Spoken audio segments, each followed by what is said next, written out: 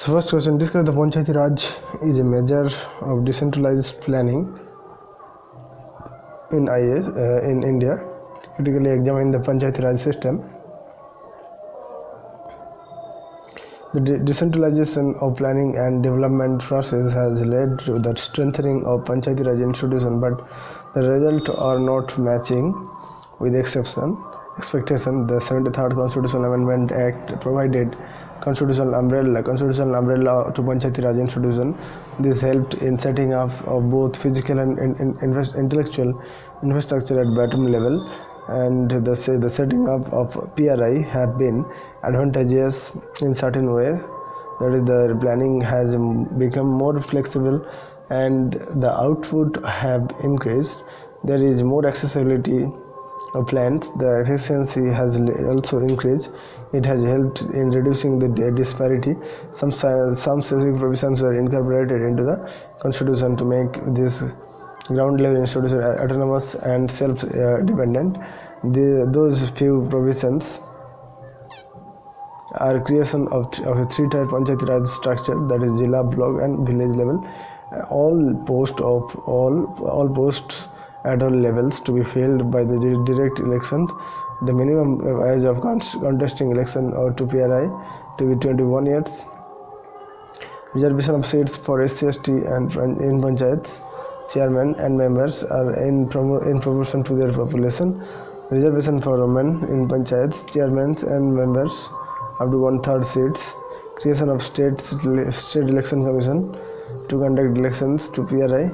Tenure of PRI fixed at 5 years, and if dissolved earlier, fresh election to be held within 6 months, and in order to review the financial position of the Panchayati Raj institution. So each state to set up a state finance commission every 5 years.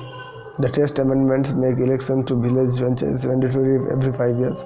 The guarantees independence of the whims and political color of the state government. Hitherto, state governments are free to dissolve the local level elective bodies. For instance, in July 1992, Madhya Pradesh government dissolved all Panchayati Raj institutions for no valid reasons. Such indiscriminatory acts will no longer be possible. Under an amendment, fresh elections are to be held within 6 months of dissolution. This gives stability to this otherwise highly vulnerable institution.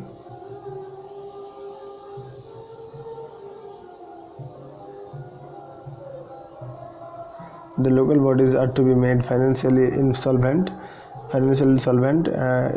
is another striking feature of the new legislation. It is obvious that decentralized decision making carries little sense without carrying out the local programs. The amendment provides for the devolution of resources to local bodies and also empowers them to raise some resources of their own.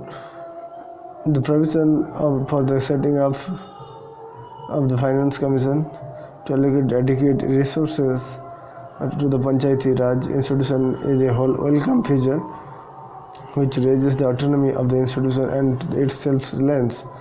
Apart from this, the PRI were lagging behind on many fronts. That is, the union and the state level planning agencies still dominate the Panchayati Raj institution.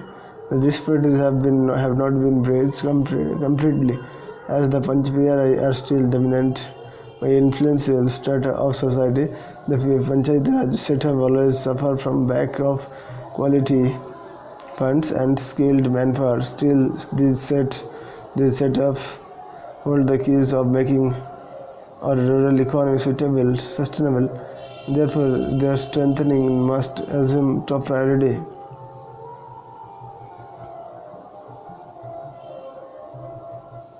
These are the elements of approaches of town planning in India. Next question.